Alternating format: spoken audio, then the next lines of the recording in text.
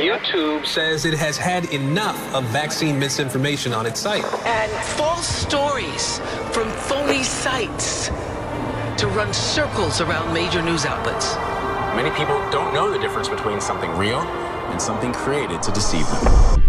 Open your eyes. If you've ever had this feeling that something was terribly wrong with the world that we live in, but you couldn't figure out just what it was, then you've come to the right place. Secret societies, mystery religions, and the Illuminati have been controlling our reality since the beginning of time.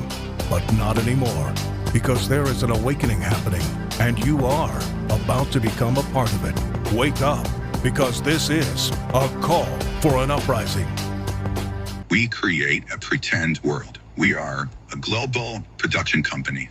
We write the screenplay. We're the directors. We're the producers. We're the main actors. The world is our stage. This is a call for an uprising. Welcome to today's show.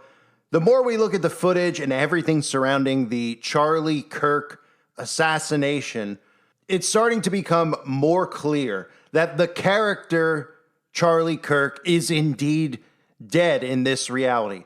But the actor playing Charlie Kirk may very well be alive. Now, when we first see this footage, you have to remember, you have to take it in. The first time you're going to see it, you're going to say, wow, that looks real. Just like when you watch a movie, you don't stop the movie, rewind the movie, and start breaking down frame by frame to see the actual wound that a character has suffered in the actual movie. You watch the movie, you're in disbelief, you're in suspense. The person in the movie gets shot, and you just move on. You don't go through it to try to break down, well, how did they use special effects here to have this character, show this character getting shot? Now, when it comes to the real world, or what's supposed to be the real world, which is really a simulated reality because the news is manufactured and scripted, and that's how they create chaos. That's how they've created all of this division, by putting these characters in place on the left and on the right, by provoking one another, by giving you fictional stories of shootings here and border crossings there and illegal immigrants committing these crimes and criminals being let out of jail and running free in the streets and Democrats not caring. All of these actors have played their role to create this civil war, which was done by design. And characters like Charlie Kirk, who blew onto the scene in 2016 and 2017, right at the time of Donald Trump, this entire alt-right movement is attached directly to Donald Trump. They wiped out the truth movement and they put in the alt-right media, as I've said a million times. So when you watch this stuff in real time, you don't think to yourself to go back and break down the actual footage. You're in disbelief when you see somebody get shot right in front of your face. But of course, it's the illusion of somebody getting shot, because the death of Charlie Kirk is vital in this movement moving forward. Not this movement of freedom, not this movement of nationalism. This is the movement of the New World Order, because it only comes in via divide and conquer. And this event was needed to divide the people even more than they've ever been divided, to ignite more hatred, to have the right calling for the blood of the left. And it's only just begun, because as more information comes out and the shooter is revealed, this psyop is only going to escalate into exactly what they want, which is to bring in red flag laws, which is to remove certain rights from certain citizens. We see all the conservatives calling for cancellations and people to lose their jobs who posted out about being glad that Charlie Kirk has said this is exactly what they want. It's the cancellation of one another, the cancellation of our rights. The left first was removing the rights of the conservative movement, and now the conservatives are trying to remove the rights of the left. That's exactly what the globalists want. And of course, we know this is all about bringing in their surveillance state, their digital IDs, their removal of free speech, accountability for words said online, and of course, criminalizing people for thought and for words. So that being said, when you see this footage, let's look at it real fast in real time. The first time you see it, this is going to look like someone getting shot in the neck. I saw many people comment on many of my posts that I put up saying that this is 100% real because they're watching it in real time. They're looking at this saying, wow, that looks very, very real. Look. Gang violence. Great. Not counting gang violence. Great. Not counting gang violence. Great. Not counting gang violence. Great. Not counting gang violence. Great. So when you see that and you see it all over social media, your natural response is, because you're not watching a movie in your mind, you think you're watching the news or an actual real event, you're automatically believing that it's real, and that's what they want. Because they wouldn't be able to pass these laws and make these changes unless they carried out these false flag operations to make you want change and make you want red flag laws. That's what I've been saying over and over and over again, that we need to remind people. If all these fake events that they've created, these school shootings, etc., didn't occur, the left wouldn't be calling for gun control because they wouldn't see a problem with people having guns. So they have to create all these events. And of course, the only people who really want guns removed for citizens are these people who are in power, who want to remain in power for the rest of their lives. And they realize that once people wake up to what's actually been going on, including this divide and conquer psychosis they put people in, that the people might rise up against them, and they need to make sure they're unarmed. Now, in that footage that you saw, it looked real in real time. Of course it did. Just like when you watch somebody get shot in a movie, you don't see them get shot in real time in the movie and say that looked really, really fake, unless you're watching something that you got from the DVD bin at 7-Eleven. Most of these big productions you watch, and you're like, whoa, that's gruesome. Oh, that looks real, right? Now, when we break this down, take a closer look here with me. We're going to look at this frame by frame, slowed down. Right now, take a look. You see how his shirt is moving before there's even a wound on his face, almost like something pumped out of his shirt, like something popped in his shirt. If he was shot in the neck, as we saw, and he fell backwards, we would see the wound on his neck first, and then we would see his body jump and possibly some of his clothing move, but something's clearly underneath his shirt that is very clear to see, that is popping up. Watch again. In his shirt, as he falls over. Okay, ready? Move back, rewind, watch again. Pump, opposite way. Now forward, pump, up, out of his actual shirt. So there's clearly a mechanism in place there. And you might say, well, what are you actually getting at? What could be underneath the shirt? Well, a blood squib is a device that they use in films and movies. It looks a lot like this.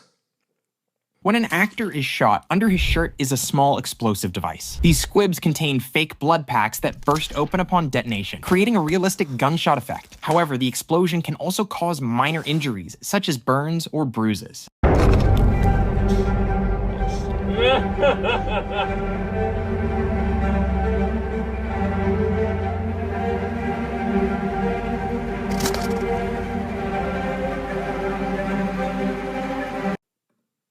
So you notice the blood squib and how that looks, right? That's what they use in movies, right? It's almost like a device, right? It's a device that bursts upon detonation that can be used under the shirt. Now you might say, well, that was at his neck. But how do we not know that they weren't using more sophisticated technology? Because, of course, we know DARPA has the most insane technology that we could possibly imagine. We can't even imagine it. It is so insane, including things like smart bullets that they use where they could snipe somebody out from anywhere at any time. And again, if they wanted to assassinate Donald Trump, they would have assassinated Donald Trump. And this doesn't look like they actually assassinated Charlie Kirk, as I'll show you more footage momentarily. This looks like they assassinated the character of Charlie Kirk, because that's all that really matters, is the character. We'll never see the character again on television. We'll never see the character again on social media. The character was killed off. What you're watching is a show. It is a stage. All the world is their stage, right? Like the Mossad tells us, the whole world is their stage. And who do you think's pulling the strings? We create a pretend world. We are a global production company. We write the screenplay. We're the directors, we're the producers, we're the main actors. The world is our stage. So to answer for the neck wound, now we don't know if they actually turned one of these up so that it would splatter out towards his neck. Some people have obviously talked about, including myself, the AI, using potential AI, the fingers of Charlie Kirk with his ring. But I want to show you just some other things as well that we very much, nobody knows this stuff because you just go see a movie and you're in a suspended state. You watch these things and then you entertained and then you turn it off and then you move on, right? Well, somebody's got to be responsible for doing these types of wounds and things that we see in the movies. And here are just a couple of clips, including a neck wound, how they could, the guy's neck looks, it looks, you wouldn't be able to tell that there was anything going on with his neck, and how they could feed these devices through pumps, through someone's shirt, right up through the front of their neck to cause these types of wounds. Look. We don't want to jinx it, we don't want to say anything wrong, but what we don't want to have happen is that awful moment, and I wish I could say it's never happened, where you're on set and you start pumping blood and you look at the actor and nothing's coming out of his neck, but there's a giant red pile going on the back of his body, you know? All I'm doing with purging the line is making sure that the blood is traveling down the line and that there's pressure in the thing. So I don't know if you can see here, you got it? Chair. So this is the bit where I'm going to cut the appliance. Oh. So I'm going to start to cut. This is where I had that situation where I had an extra freak out on set.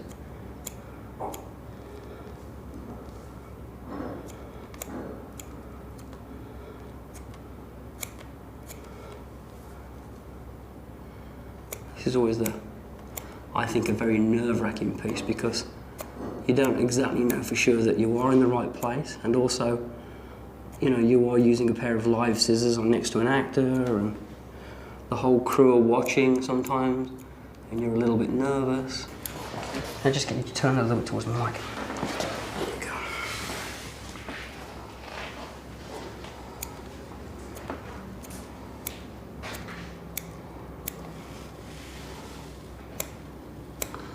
These are a very, very fine pointed scissor.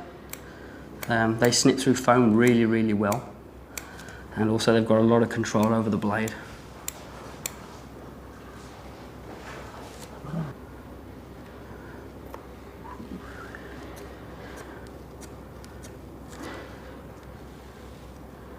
There we go. It's a little bit lower than I wanted to be, but that's actually not a bad thing. Regarding the pale colour of the foam on the inside, some people like to paint that red. I don't. Your flesh is naturally white inside. I'll bring you back to this position. And I kind of like the white because it's going to go red very, very quickly. And I like that. I really do. I like this. Now, Mike, if you drop your head down, just relax. See, it's almost like I can finger the wound back in. It's almost like it's undetectable. 3, 2, 1. Creating this hit took an air pressurizer, a gnarly prosthetic, and a special blood formula. Making actors project, gush, and burst out blood on camera isn't just about gore. These bloody scenes require careful research and artistic flair. To find out how they do it, we went to Brett Schmidt and Greg Pikulski, the special effects makeup artists at SPFX Studio. They've created graphic injuries for mob dramas like The Irishman, medical shows like New Amsterdam, and action movies like Sicario: Day of the Soldado. It all starts with the actual prosthetics. The hardest part of creating wounds is building the look of depth. Prosthetic makeup is an additive process, so you can only add, you can't take away. But when you look at a wound, you're supposed to be looking into the body. The prosthetic needs to be thick enough to create that effect. But it also has to work into the rest of the person's body. And that's why a lot of times for effects that have, lacerations or even bullet holes, you'll actually have a prosthetic that is an entire torso. Just to create the effect of this small bullet wound in Sicario: Day of the Soldado, Brett and Greg had to sculpt a prosthetic that covered most of the actor's shoulder. For this laceration prosthetic from New Amsterdam, they were able to build up a thickness that subtly ramps up toward the laceration. Because this scene required a lot of blood, the prosthetic also had to be thick enough to hide a medium-sized vinyl tube. For smaller wounds, Brett and Greg might use one of these tiny tubes. These can be hidden in actors' hair or even a pair of glasses like they did in this scene from Sicario: Day of the Soldado. To hide the larger tubes, however, they had to sculpt a special channel in the prosthetic. You don't want to put a tube in, that creates a bulge or anything like that. That'll give away the effect. On set, they hid the rest of the tube underneath and behind the actress. How the blood comes out of the tube depends on what you use to power it. In this scene, a piece of shrapnel has hit a patient's artery. To create the kind of spray that results from an artery rupture, the blood has to be released at a high pressure out of a centralized location, like you see in this test run with water. They get that effect using this little device. This is a tiny little garden sprayer that's usually used for spraying various chemicals on your flowers or whatnot. After they prime the line with some pre-existing blood, they let out the blood in a pulsing motion to emulate real arterial bleeding. 3, 2, 1. The key was using a lot of blood. For the full effect, though, you'd need to see this in slow-mo. So it's movie magic, as they say, but why would people put it out of the realm of possibility that they would use this type of stuff in real time while people are thinking that they're watching something real, and then, of course, somebody that they look up to or somebody they despise is assassinated right in front of their eyes? It brings them deeper into the psychosis, which is exactly what they need, which is exactly what the fake Trump assassination did. Now, I want to show you a couple of other clips that are very, very suspicious. There's two men standing behind Charlie Kirk. Keep an eye on these two men as I play this clip. They're clearly signaling for this device to be activated. Now, you can look at it. If you don't believe that they used a device, which it should be pretty clear based on how his chest pumped and how his chest jumped out, and it just did not look like a natural response. And again, remember the stuff with it. There's no ambulance there. All the footage after he gets shot is cut off. Nobody filmed him on the ground. Nobody filmed an ambulance coming, and I'll show you in a couple of minutes him getting dragged away by his security team. But take a look at these men behind him. They're obviously with him. Okay, they're obviously, because they're that close to him, we like to pretend that these guys are just like regular guys like me and you. They go up to the people, they shake their hands. These guys are heavily protected, heavily. The government has invested much time and much effort in creating these characters. They are protected just like celebrities are protected. In fact, these people have become just as popular as actual celebrities in the world in 2025 because that's the psychosis they've created with politics. But watch these men behind him, clearly signaling. Do you know how many mass shooters there have been in America over the last 10 years? Counting or not counting gang violence? Great. Do you know how many mass shooters there have been in America over the last 10 years? Counting or not counting gang violence? Great.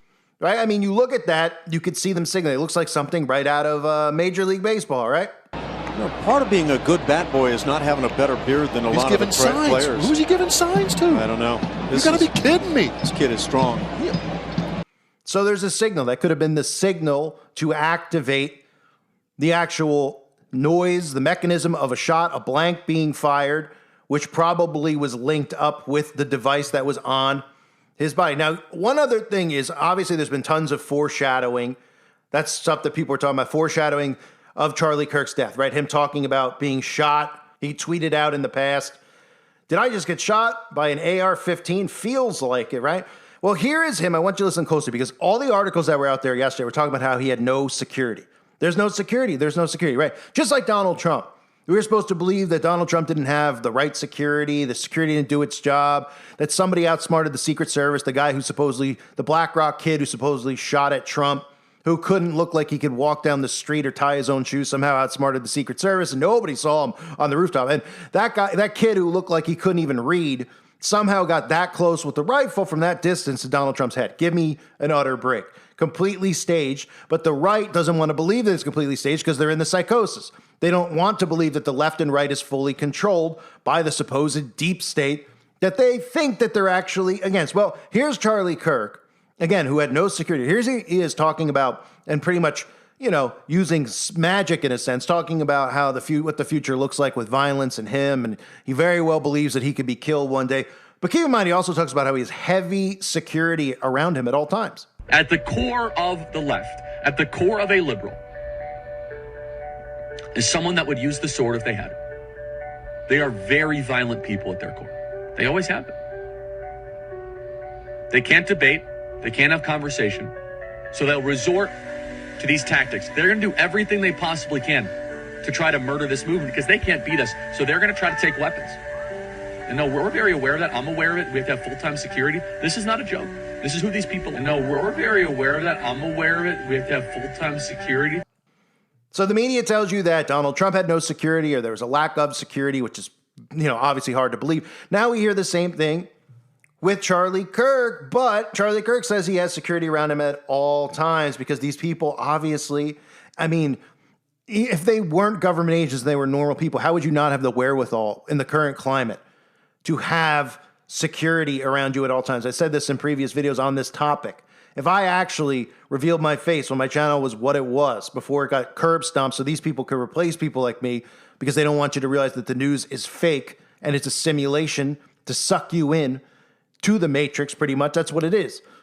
If I ever revealed my face and went out there, I would have massive amounts of security. One of the reasons I didn't do it is because of the threats that people were sending me online. Just from talking about the New World Order and weather modification of those things, people getting unhinged over those types of topics, those conspiracy topics. So they obviously know to have security around them at all times. And then the other question is about the ambulance. There's no ambulance there, right? This is an event with lots of people. Think about any event you've been to. Think about if you have a county fair in your town. There's always medics nearby. You'll always see an ambulance, right? Say you have, a fall, what's coming up, Harvest Fest, right? And everyone's out there and they're, ooh, look at all these arts and crafts, right? And they got the people selling ice cream and selling hot dogs. You'll always see medics nearby because they know if there's X amount of people, there might be 100, there might be 200, 300 people there. Medics need to be on standby in case something happens. There's a lot of people. You never know. There could be violence. Well, being that, what we all see going on with the left, right, anybody with common sense would say, well, there's a chance there could be violence at these things because all they're doing is fighting with one another.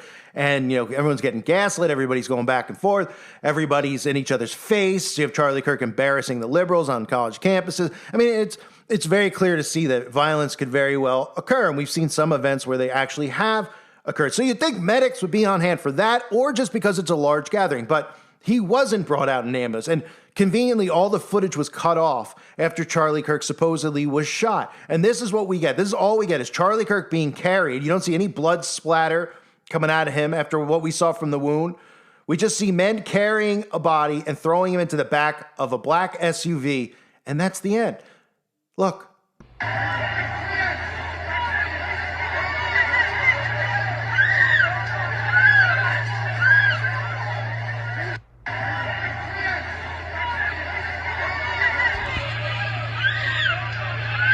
So that's how it ends. He gets thrown in the back of SUV, and then you wait, right?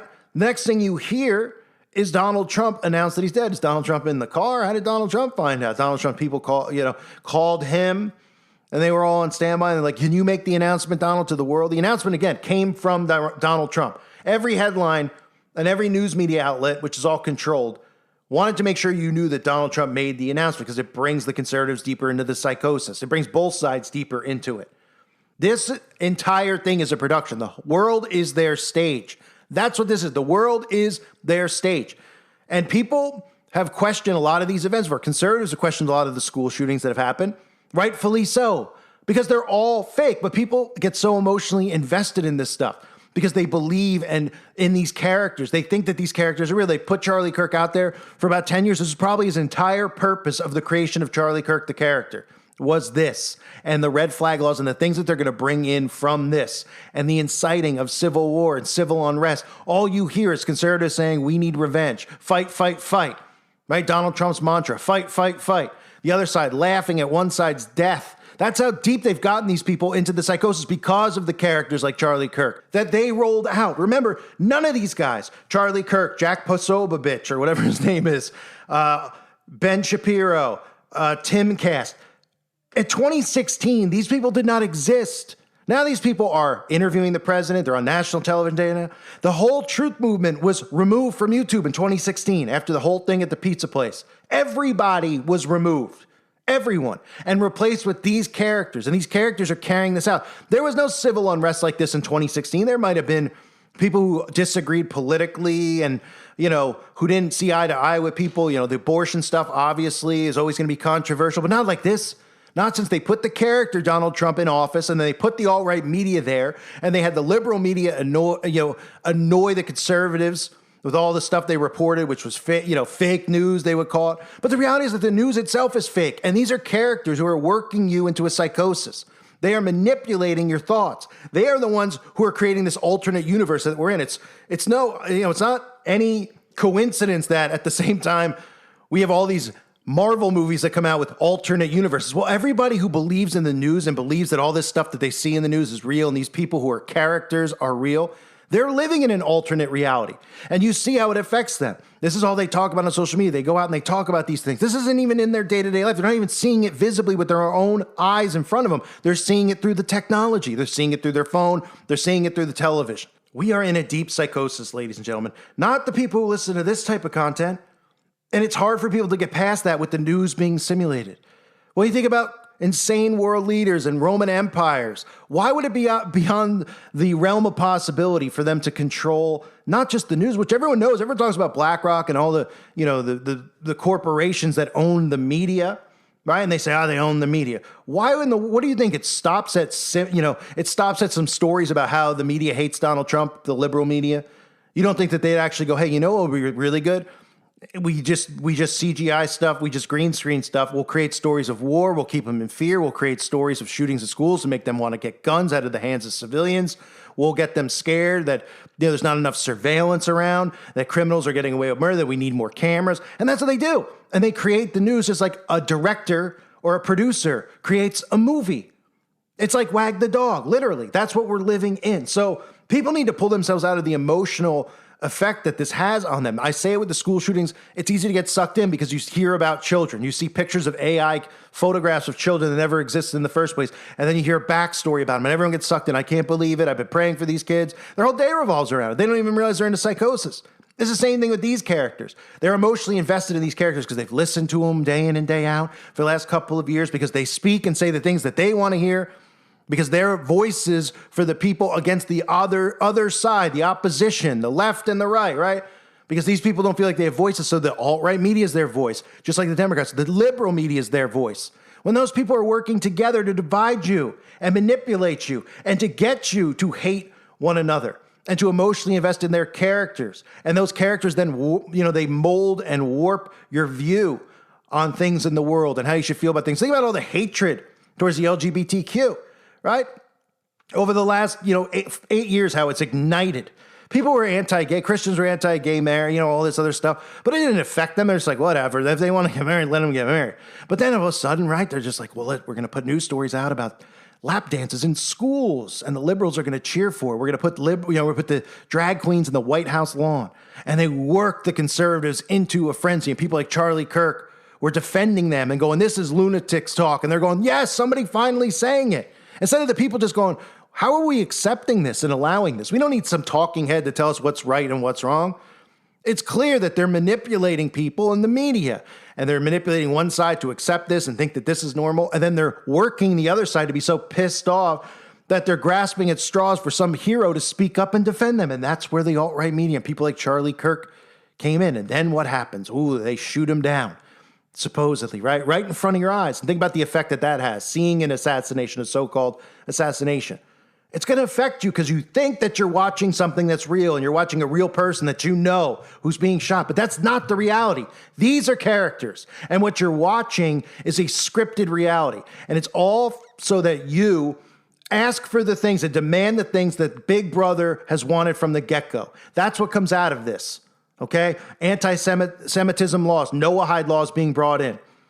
Like I mentioned in my previous video, talking about how we're all of a sudden hearing about capital punishment. We're hearing about, well, this guy, murdered a girl on a train. Let's kill her. What? All of a sudden, I thought the death penalty was abolished. Well, Trump's in power. Now we're gonna remove that. And in fact, we're gonna have a fast trial and we're gonna kill people because the justice system's not working. They're letting criminals out. I mean, this is all part of their game to change, laws and rules, and to make you want this change, because they couldn't just do it without the psyops and the false flags.